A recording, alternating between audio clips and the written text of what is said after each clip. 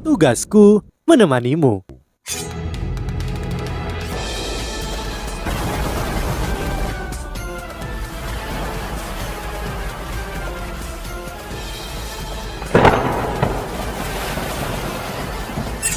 Hai sahabat Pasuk, kembali lagi bersama alur cerita versi novel Solen 2 Sekte Tang yang tak tertandingi. Jangan lupa like, subscribe, dan nyalakan tanda lonceng. Mari kita lanjutkan. Kaisar Biru Perak merasa lebih baik sekarang. Setelah menyaksikan kekuatan spiritual luar biasa yang dilepaskan oleh Wu Yuhao, dia sekarang sangat percaya diri dalam misi ini. Monstro tipe tanaman jauh lebih sederhana dibandingkan dengan monstro tipe binatang, namun mereka jauh lebih sensitif. Dari Wu Yuhao dia bisa merasakan kebaikan dan keadilan. Selain itu, Kaisar Binatang juga memainkan peran penting dalam keputusannya. Inilah sebabnya dia membuat keputusan tanpa terlalu memikirkannya. Sekarang setelah dia mendengarkan ini, dia merasa bahwa keputusannya adalah pilihan yang sangat tepat. Saat ini, mereka sudah tinggi di udara. Wu Yuhao dan Tang Wutong menambah kecepatan pada saat yang bersamaan. Terbang tentu saja bukan kekuatan dari Kaisar Biru Perak, namun ini bukan masalah besar. Wu Yuhao memegang Tang Wutong dengan satu tangan dan Kaisar Biru Perak dengan tangan yang lain. Untuk memberi Kaisar Biru Perak lebih percaya diri, Wu Yuhao meningkatkan kecepatan dan terbang di sepanjang selatan ke Kaisar Ryu menuju ke Kaisar Starlo. Dia secepat kilat dan dengan cepat mencapai kecepatan supersonik. Setelah serangkaian pukulan yang telah diberikan ke Kaisar Ryu, menarik semua pertahanannya ke kota bercahaya, bahkan mungkin untuk mengklaim bahwa mereka untuk sementara waktu menyerahkan pertahanan mereka di kota-kota luar. Tidak ada lagi alat jiwa pengintai di udara untuk melakukan pengintaian. Itu adalah perjalanan yang jauh lebih mulus dari yang diperkirakan Wu Yuhao. Karena mereka jauh dari kota bercahaya, mereka tidak mengalami masalah. Segera mereka memasuki perbatasan ke Kaisar Starlo dan langsung menuju kota Shrek. Di sisi lain, sebuah bendera berkibar tinggi. Di Kekaisaran Tianhun, ada pasukan di dalam perbatasan kekaisaran, tapi itu sangat besar. Pada bendera yang sangat besar, gambar matahari keemasan dan bulan perak bersinar terang. Para prajurit berbaris dalam satu baris tunggal yang membentang ratusan kilometer di Kekaisaran Tianhun, atau lebih tepatnya adalah Kekaisaran Ryu. Ini karena Kekaisaran Tianhun telah tidak ada lagi. Mereka telah jatuh ke tangan Kekaisaran Ryu. Pasukan ini terdiri dari lebih dari 700.000 tentara. Sebagian besar tentara elit Kekaisaran Ryu ada di sini. Dari kejauhan, pasukan itu tampak seperti naga raksasa. Formasi yang diadopsi sangat kompleks tetapi telah benar-benar dan sempurna menutupi perimeter pangkalan militer besar-besaran. Bahkan dengan memindai dari atas, mustahil untuk mengetahui berapa banyak formasi jiwa yang ada di pangkalan ini. Satu-satunya kepastian adalah bahwa itu benar-benar tertutup untuk orang-orang. Ini perbatasan, namun itu bukan hanya sebuah perbatasan Kekaisaran Tianhun. Pada saat yang sama, itu adalah perbatasan Kekaisaran Doling dan Kekaisaran Starlo. Di sudut perbatasan ini, kurang dari 100 km dari tempat tentara ditempatkan, adalah kota Shrek. Ada tenda komandan emas merah di sini. Jusi ada di kursi utama. Dia mengenakan baju besi merah menyala. Gambar Phoenix di bajunya tampak nyata dan hidup. Itu bukan hanya baju besi biasa, itu dibuat khusus untuknya.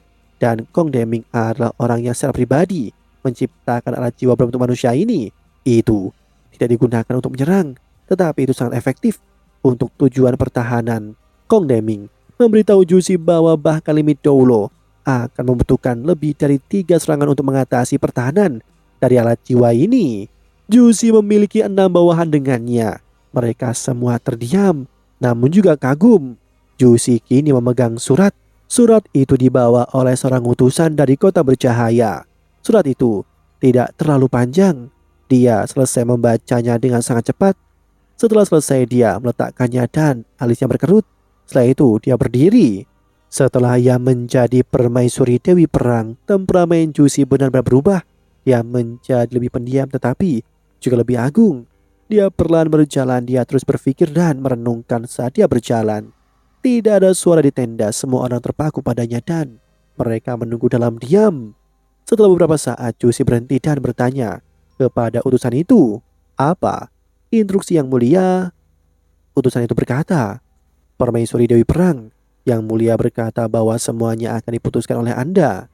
Jusi menyipit dan mengangguk. Dia berkata, "Baiklah, kamu bisa pergi. Aku perlu memikirkan bagaimana membalas yang mulia." Baiklah, utusan itu dengan hormat pergi. Siapapun yang menunggu antara 6 instruksi jiwa kelas 9 pasti akan mengalami tekanan besar. Dia tidak sabar untuk pergi. Jusi kembali ke kursinya dan berkata, "Yang mulia telah mengirimkan berita bahwa kekaisaran telah diserang oleh musuh yang tidak dikenal. Lebih dari 10 kota dijarah, bahkan kota bercahaya diserang. Musuh menggunakan semacam metode khusus untuk menginap ke tempat di dekat kota bercahaya sebelum menembakkan ribuan meriam tingkat rendah. Mereka bahkan menggunakan peluru meriam jiwa stasioner kelas 9. Istana kekaisaran ditembus dan terjadi kerusakan parah ketika Legion Instruksi Jiwa Kekaisaran Yu dikirim untuk mencari musuh-musuh ini dan tidak berada di ibu kota. Istana kekaisaran ditembus dan terjadi kerusakan parah. Musuh-musuh ini tidak terperangkap oleh waktu. Keberadaan mereka saat ini tidak diketahui. Investigasi awal mengungkapkan bahwa setidaknya ada 2 Legion Instruksi Jiwa. Penatua Kong mengatakan bahwa musuh-musuh ini mungkin dapat menyembunyikan diri mereka sendiri dan memiliki kemampuan spasial. Setelah mendengar kata-kata Jusi, ekspresi 6 instruksi jiwa kelas 9 berubah. Apa ketakutan terbesar dari pasukan? Itu adalah hal-hal yang tidak stabil di belakang. Dalam kondisi normal, hal-hal di belakang dapat distabilkan dengan mengirim beberapa bala bantuan kembali. Mereka sekarang mengendalikan kekaisaran Tianhun. Meskipun mereka tidak takut kekurangan bala bantuan, ketidakstabilan internal di dalam kekaisaran akan mempengaruhi proses di garis depan. Seorang penatua berkata, "Marsal, kita tidak boleh membiarkan berita tentang ini menyebar. Kita harus menyegel semua informasi." Yusi mengangguk dan berkata, "Apapun yang aku katakan akan tetap di antara kita bertujuh. Bagaimana menurut kalian?" Penatua yang baru saja berbicara berkomentar, "Ini tidak bisa dipercaya. Tidak mungkin." Jusi mengungkapkan ekspresi aneh di wajahnya. "Aku juga memiliki pemikiran yang sama. Ada banyak alat jiwa pengintai udara di sekitar kekaisaran. Mungkin 3 kekaisaran asli dari benua Doulo dapat muncul dengan 2 legion jiwa, namun mereka seharusnya tidak terlalu kuat. Kemampuan penyembunyian dan spasial ini sebuah lelucon. Bahkan kekaisaran kita belum menghasilkan sesuatu seperti itu. Bagaimana mereka bisa melakukannya?" Seorang penatua di sebelah kanan berkata, "Marsal, mungkinkah itu adalah ulah beberapa mas roh yang kuat?" Jusi menjawab. Dalam analisis penatua Kong, dia menyebutkan bahwa mas roh yang kuat dapat menyembunyikan diri menggunakan keterampilan jiwa. Namun, jika mereka membawa 2 legion jiwa dengan 300 meriam berat, itu sama sekali tidak mungkin. Saat ini, mereka tidak yakin bagaimana musuh berhasil melakukannya, namun masalahnya adalah bahwa musuh tidak dapat diprediksi, sulit untuk dilacak. Kali ini, apakah kita yang menderita karena kurangnya pengawasan dan kecerdasan? Kemampuan bertarung mutlak Kekaisaran Ryu bukanlah satu-satunya alasan mereka mampu memenangkan semua pertempuran dan akhirnya menaklukkan Kekaisaran Tianhun. Pengintaian mereka yang sangat kuat dan kemampuan pertahanan balik juga merupakan faktor penting yang berkontribusi terhadap kemenangan mereka. Ketika perang baru saja dimulai, Kekaisaran Tianhun sebenarnya bisa melakukan perlawanan yang layak. Bagaimanapun ia memiliki cadangan yang sangat besar sebagai kekaisaran lama. Selain itu, ia mendapat dukungan dari sekte tubuh yang memberinya dorongan signifikan dalam kemampuannya, namun pukulan mereka sering tidak berguna melawan Kekaisaran Ryu.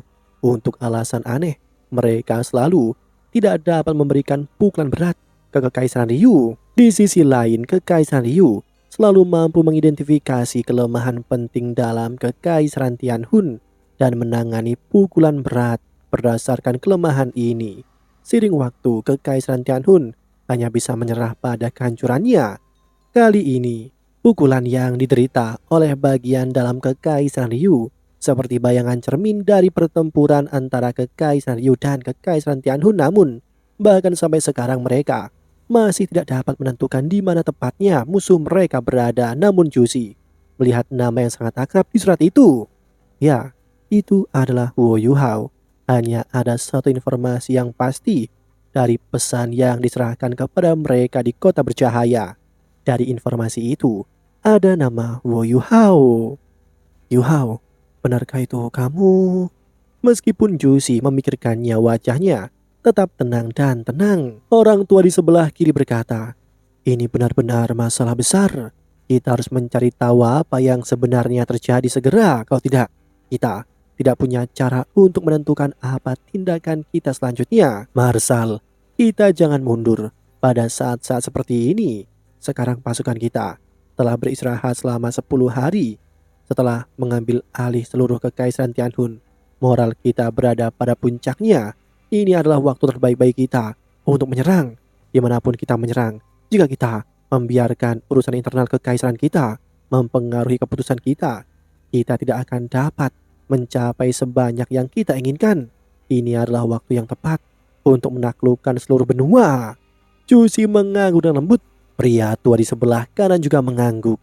Dia berkata, yang mulia memiliki perlindungan dari Legiun Instruktur Jiwa Kekaisaran Liu. Selama mereka tinggal di dalam kota bercahaya tidak akan pernah jatuh.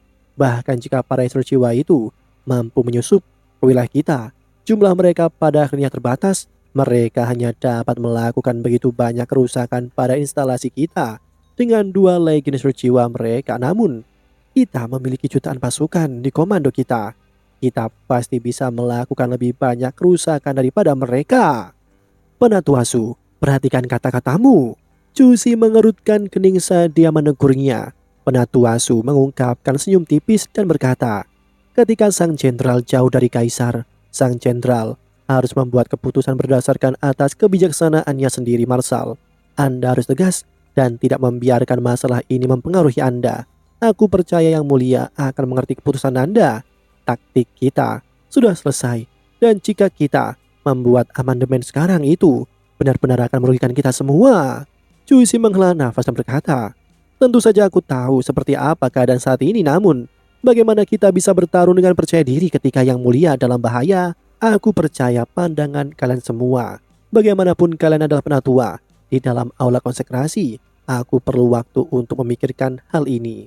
Kita seharusnya tidak terburu-buru mengambil keputusan tentang hal-hal penting seperti ini. Jika tidak, bahkan jika kita muncul sebagai pemenang di garis depan, kita masih akan dimarahi oleh massa ketika kita kembali ke Kekaisaran Liu. Siapa yang berani melakukan itu? Penatuasu jelas adalah orang tua yang pemarah. Dia segera melangkah maju saat auranya melonjak. Dia berkata dengan dingin, Anda telah melayani kekaisaran dengan sepenuh hati dan telah menempatkan tubuh wanitamu di garis depan. Kita hanya dapat mencapai semua yang kita miliki dengan taktik cerdasmu. Jika orang-orang bodoh itu mencoba menjadi lucu, aku akan menghabisi seluruh keluarga mereka. Meskipun kata-katanya sangat ekstrim, 5 instruktur jiwa kelas 9 lainnya di tenda tidak menentangnya. Sebaliknya, mereka mengangguk dengan lembut. Mereka mungkin tidak memiliki temperamen yang sama dengan dia, tetapi mereka semua setuju dengan apa yang dia katakan. Juicy berdiri saat wajahnya menunjukkan senyum lembut. Dia mengangguk ke arah 6 instruktur jiwa kelas 9 dan berkata, aku berterima kasih atas dukungan kalian. Aku akan mencoba yang terbaik untuk membuat keputusan sesegera mungkin.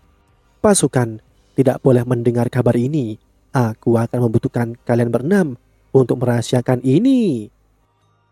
Demikianlah kisah untuk kali ini. Sahabat Pasuk, jangan sedih, jangan bimbang, apalagi galau. Karena aku kan selalu menemanimu.